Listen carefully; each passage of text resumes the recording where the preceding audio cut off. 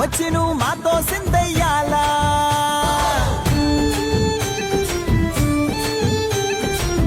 మందిరం కట్టిందయ్యా భూమి నీకి వేళ మంచి చెయ్యాలో చాలా చాలా